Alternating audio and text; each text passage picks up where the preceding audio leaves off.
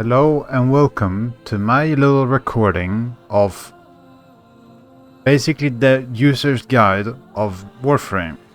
Um, so for the beginner in Warframe, this is basically gonna be the little recording that may or may not just guide you through the game and be the know-all be-all from the veteran that the player base that's been around for half a millennia might be a little bit confusing to you. Basically, Warframe is a game that for many new people to the game might seem a bit of a big project to start off with. But with all due sense, you can get started relatively quick. So the first thing you'll end up in with this game will be your ship, and today we're gonna go through the ship. I will go through the very basics, and I will go through the very nitty-gritty stuff for you who may or may not want to keep playing, as I know that a big majority of players who might watch this video more or less will either A, want to continue playing the game, or B, just wanna jump in, maybe come back once in a while, or may not just leave and come back when a new update comes or whatnot. And as you might see as of now, I have played the game for quite a bit. I've played for something around 2,000 to 3,000 hours mark, and I know my way around in the game. I know quite a bit, and I think I could label myself as one of the veterans of this game. So the first thing that I want to introduce the player to, there's a lot of things here in the orbiter that for the new player is gonna be like all over the place. It's gonna be like a spreadsheet of things that you may or may not understand, you may see as like very complex and very much over the top. But it's actually extremely basic for what it is. It's very rudimentary, and you only need to know 1 to 2, 3 or 4 things in this orbiter that may or may not actually require you to understand. The rest are actually quite either late, or you may or may not have already grasped these things very simplistically from just playing the game. You can ignore a lot of the smaller like statues and things. They are just cosmetical. For the purpose of this video, I will not change things. It's just very small things that doesn't affect gameplay wise. So the first thing I want you to do if you start the game is navigation. Navigation in the game, it may or may not just look very extreme for you. For a new player in the game, the menu is cluttered with things. There's a lot of things on the screen that may or may not look very all over the place, right? It's a lot of things. Like this whole thing might look very complex to a new player, and a lot of it may or may not be very unembracing. So the first thing that DE as of late have added, it's this thing. And for this video as of now, I will not use this, as I am not certain if a new player might have this. But then again, a lot of these things right here will get overviewed either later, or I will walk through it a lot of things that you might see on screen just as of now. So as you join this game, you will get this whole map on the screen with all these planets and everything. This might look very all over the place, but I sadly can't remember where the player starts off at. but I'm gonna assume it was Earth, and I think it's E prime. And this is where you will start most likely, on Earth. And for the new player, these are basically the maps in the game. These are the very more or less go through the map kind of deal. And you will start off, say here, prime E. And the lines that draws between means that the connecting sector has to be done for you to continue in the game. And when it has an intersection like this, where you see there's different lines drawn, it does not matter where you go.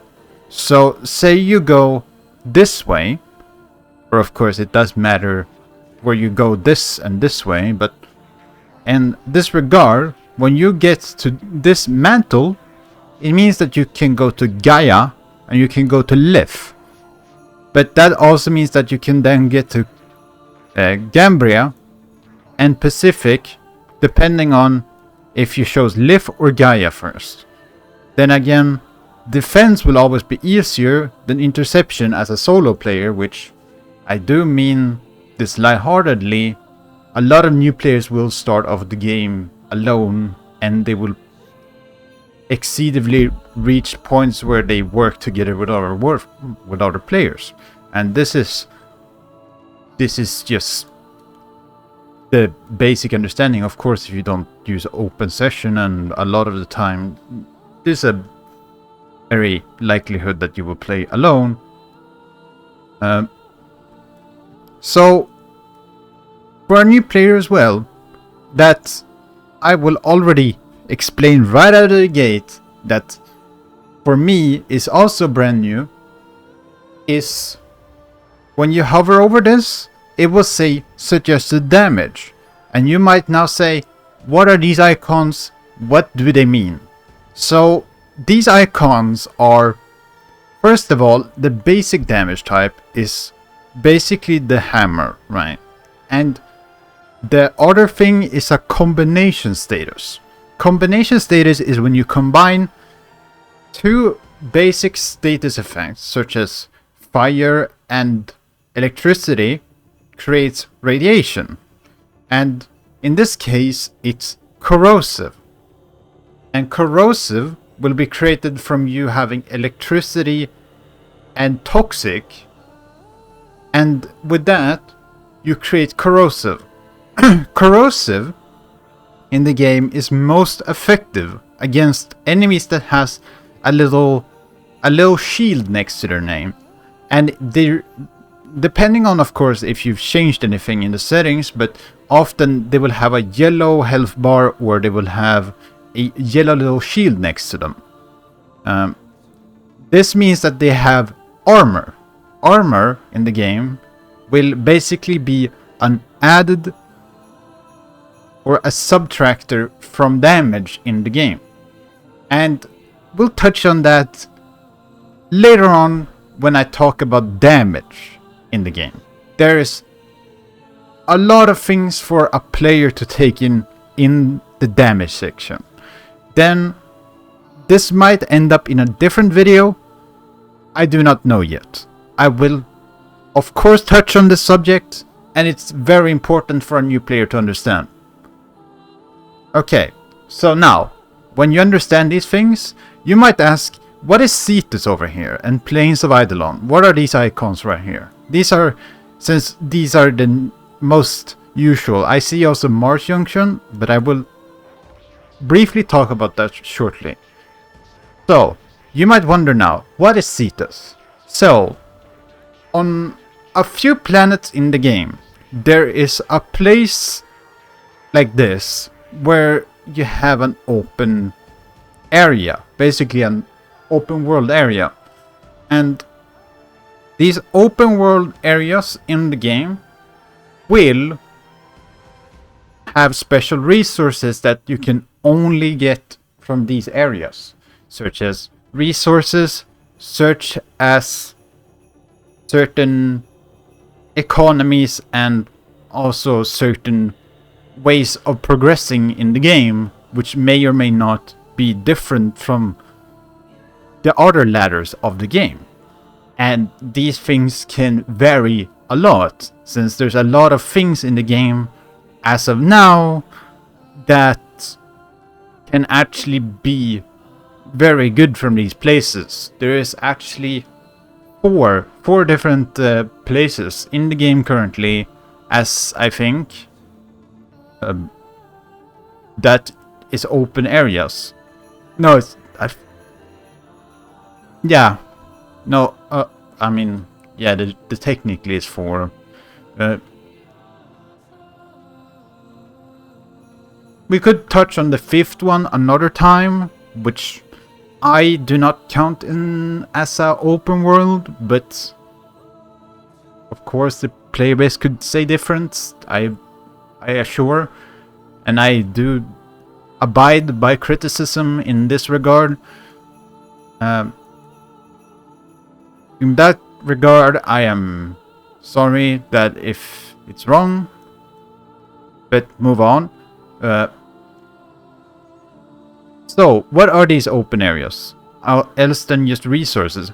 Well, you will have different currencies, as I said, that you can buy certain equipment and gear from these areas, and this will also be a play factor later on in the game as well. There will be story segments where you will be playing out on these open areas, and you will also have events that happens on these areas. So I, as a veteran, would highly suggest you basically get this place unlocked, if anything. I mean, you will most likely go there after you enter the game. Hands down, no problem at all. And that will be one of the very many important places you may or may not go to. So, what are these things, you may now ask? Well, these are special, I guess, you could call areas, where there is essentially a different race, I guess you could call, that are on a planet they usually aren't. And often than not, they will essentially have a higher affinity and resource drop chance and more, well, essentially a lot of different things.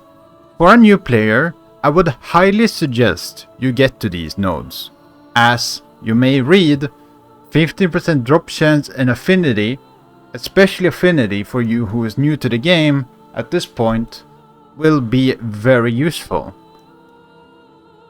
Alright, so that is one thing. I will not go too much further on to that as of now, as I say, it's not too different enough to talk in depth with, but you will most likely figure things out for these things. But I'm just sweeping these over, as I think you can figure out if I already told you how this works. I think neurologically you could figure this out. Alright, so now you have this node here and this node here. So now you wonder, what is these eyes with like a crown on? The smart one might just figure this out already. It's a boss, essentially.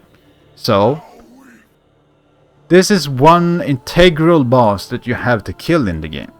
This boss essentially will show up a lot in the game with a lot of cutscenes and a lot of things, funny enough.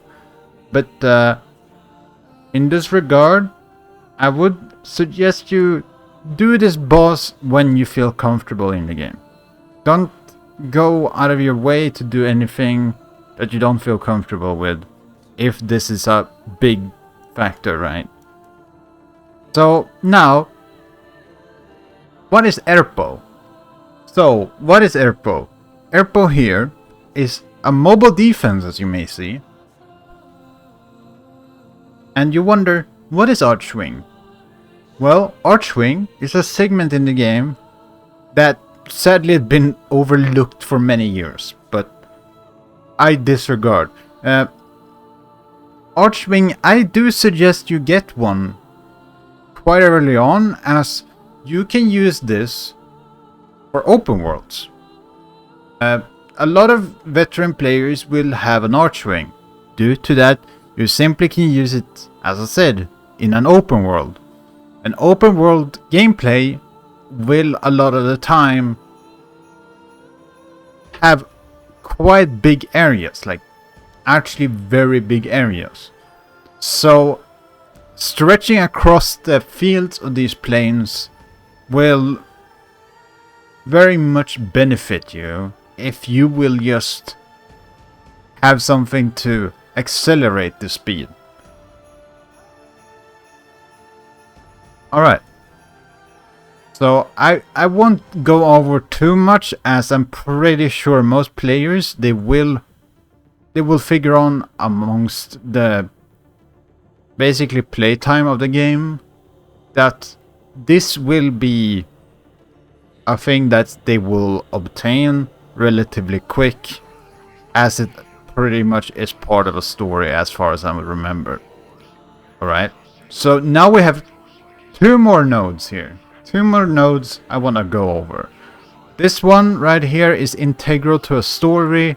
I cannot talk about this, as that would spoil a piece of story. I will not go over anything there, as I don't want to spoil anything for the player base, nor for the future one. Alright? So, now we talk about this, as this is a very important part of Warframe. So, as you can read on here right now, you see there's like a rock with 2 arrows on it. This is a fissure. Fissures in the game is where you can obtain these prime parts. Prime parts in the game are essentially the extension of an already existing frame, as essentially like a better version of another Warframe. So how essentially these fissures work in the game is where they are labeled in different levels, as they will let you unlock these relics in the game by they having these little arrows will show you where and how you can obtain these things. And the higher grade the relic is, the higher the enemy levels will be. And once you get to very high level stuff, you will be able to do these without a hassle. And I do not doubt that. Okay, so we understand fissures now. So now we're gonna see here. It says a T1 fissure. So this is I think this is a... Oh yes, a lift one. Yes. So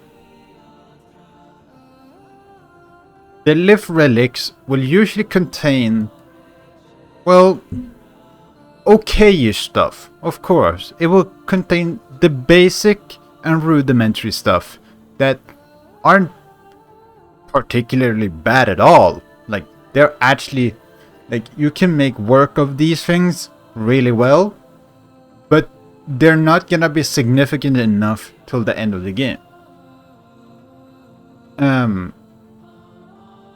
But a lot of these early on things, really much these days I even use.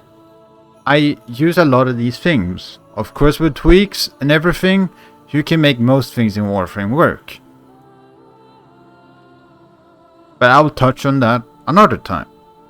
Actually, we do have 2 more things we might talk about right here. So, the 2 more things we want to talk about here, since I almost missed junctions. Junctions in the game is I would almost say a very old mechanic at this point, but for a new player might be a bit finicky and confusing, but it needs to be talked about. So, this right here is the Mars Junction. And what will this do? What is the Mars Junction? Okay, so how this is essentially put together is that the Mars Junction means that from Earth you can travel to, well, you guessed it, Mars. But what this is basically a power test. That's what you could call it. That if you understand the game enough, it will let you through. Because you are gonna be fighting, well, I don't want to spoil too much, but you're gonna be fighting something almost as powerful as yourself. And in this regard, you will get a bunch of rewards in the game. So, it will display to you here what you have to do and what you have to obtain to essentially get past this thing. So it says, collect for you, essentially the player, collect 250 Rebendo in a mission, which is essentially what you need to unlock this mission, and do a quest. And the quests in the game you find up here in this little icon right here, and you just press it and you have a drop down menu. This right here will be your basically the prime tool for you, and this will show you everything essentially, like missions. It will show you everything that is related to quests. So every time you see a one up here, just press this little icon and it will show you the quests that you have active and that you're doing in the game right now. And this is basically the entry for you to get this junction. It will blink blue for you, I think, still. I'm pretty sure it does. If you can enter the Mars Junction, which means that you can then go to Mars, and then it will let you go to Hellas, essentially. Okay, so we understand this now. This is understandable now. Go back in the video if you need to rephrase on anything. It's usually very good. So, now we're gonna talk about this thing right here. Strata Relay. Strata Relay is a mechanic in Warframe now that relays these days aren't as big as they used to be, but these days are a place often that players used to go to trade at. But nowadays, what relays mainly are known for are for vendors such as the clans and the essentially these things right here. You might wonder then, well, why is this, like, why do you need to go there if this is already in the ship? Well, there's extra goodies on these relays that you may or may not want to go to check to, because even though this is maybe the thing that you saw right there, that it has a lot of the things, it might be good to go check these places even though you're not on a good standing with them. Right. So, there is a few more things I want to go over. There is actually a handful of things that I'd rather go over right now that the player may or may not encounter in the star chart that may or may not be very complex to understand, and may or may not be a little bit confusing for the player, and may or may not be something that I should go over for the basics of understanding the game. So, the one thing that we may or may not just look at right here, this right here, as you see this red little icon, these things I'm not so sure when this unlocks in the game, but this is Nightmare. Nightmare are essentially missions that spawns with a, shall we say, difficulty tweak. So, when you mouse over Nightmare missions, it will say the usual stuff, defense, but it has this little mark on it, you see. And what it says Nightmare, and in fat style text it will say a certain modifier, that's what it's called. A certain modifier to that type of essentially that mission. And these missions will be a lot harder than your usual mission due to them having these modifiers. For someone like me who've been playing Warframe for a long time, it may or may not be still a bit hard with some things, and some other things may or may not be very easy. That may vary. So these missions aren't just a breeze for just anyone, it's actually like a thing that,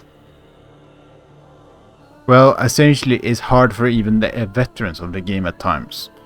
So,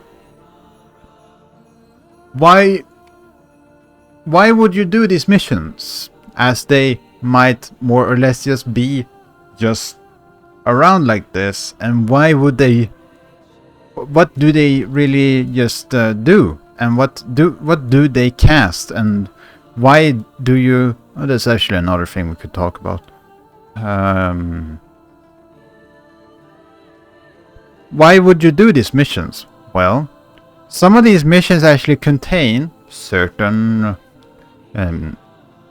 certain mods and certain gear and certain things in the game. I'm trying to speak in very phrase style language right now, as I don't want to talk too much, as it might spoil something for someone. And I don't want to do that. I just want to give you the tools so you can understand the game. So, this right here will now, as it says, Nightmare, Death Detonation Mode. And what Death Detonation Mode, as it might imply, means that the enemies will explode when you kill them. This may be very annoying, but it's not as much of a problematic thing for most players. It will just be that you may fall over a lot. But then again, it's not a hard per se mission. But there is way harder modifiers for this. And the thing is why I'd like to say that this is for even veterans a bit hard. There's some modifiers that even tweaks health and shields. So some Warframes may suffer from this. And the gear you might get and the things you might get is actually stuff that even veterans use to this day. And some things that even some old players might even consider using still. So these missions are very relevant for even the new player and even for the old player. Yeah, right. So the next thing we want to see out is these things. These are, as you see, it says parentheses syndicates. So syndicates in the game are these things that you can see this is also a syndicate one. And this is a syndicate one. So syndicates in the game was that little table, as I will show you right now, is this little table right here. You can hit X on this, and syndicates are these things. Syndicates in the game have kind of like a morale system where some syndicates may work together and you can rank them up, but the other ones will dislike you if you basically help these other ones. So they may come after you. But back to it. Syndicates in the game can give you gear, equipment, and things that essentially are goodie bags. And these nodes right here, as you see, gives you a little flag with basically what we could call a tesseract on it. These are essentially a form of standing in the game, which is more or less used to buy these things from these syndicates. And these are nodes that you do a mission for, and you can gain the standing, and with standing you can buy a lot of things in the game that can be useful. And we will touch on this system later on, but I want you to understand these things are not just fodder as these other maps are, but these things are actually quite useful even for players like me and for the veteran, and even like a lot of other players, as it does imply there's things that you can buy for these things that actually are quite useful. Alright, so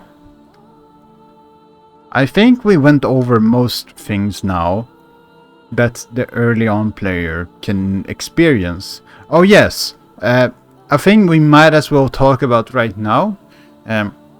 I think a lot of you will ask about these little ribbons, I think they're called, and why this thing is gold and why these are blue.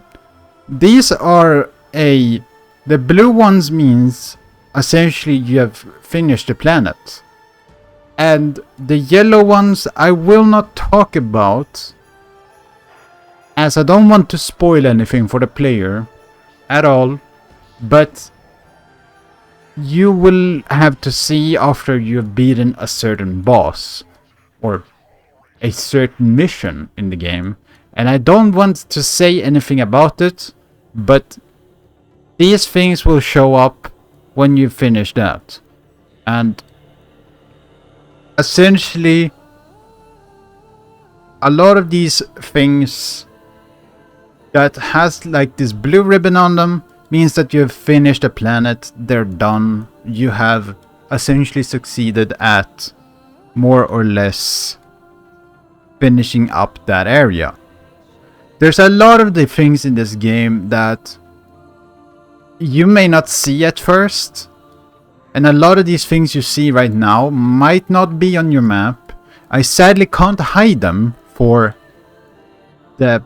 essentially this video, sadly, because that would mean me needing to make a brand new account, which would go against DE's terms of service, and I don't want to do that. But then again, a lot of these planets and things that has these blue ribbons on them basically means it's finished. And now you might wonder, what is this thing? And what is this dojo thing?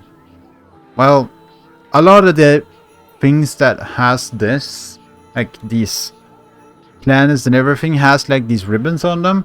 This thing doesn't have it. What is this thing, you may ask? Well, the dojo, if I can just zoom in, is essentially the clan system in the game.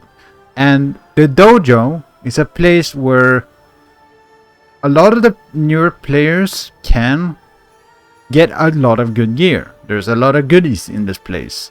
A lot of veterans usually just builds these and gets all the things you can build from this and gets the parts there, and you can rank up in no time. You can get access to a lot of the end gear weapons and good weapons that a lot of veterans still to this day use because they're just that type of weapon. There is another type of game mode in the game that uses this map system, but we will go over that map system in another video, as this may or may not be a very cumbersome video for someone to watch through, as it might be a lot of things to take in. And I do respect your time, and I do respect the video being as short and sweet as possible to get the knowledge across from a veteran player who's been playing the game for years and years upon end and want to share the information to someone who might want or are new to the game. This is a lot of content that I will mainly focus upon making the new player experience as friendly as possible for someone who may or may not be very confused about or are conflicted about if trying Warframe. Warframe is a game that I would consider one amongst the last good games out there that has its soul at mind and essentially wanting to make a good game for everyone out there who could possibly play it, yet not maybe afford everything. And this is a game for essentially everyone.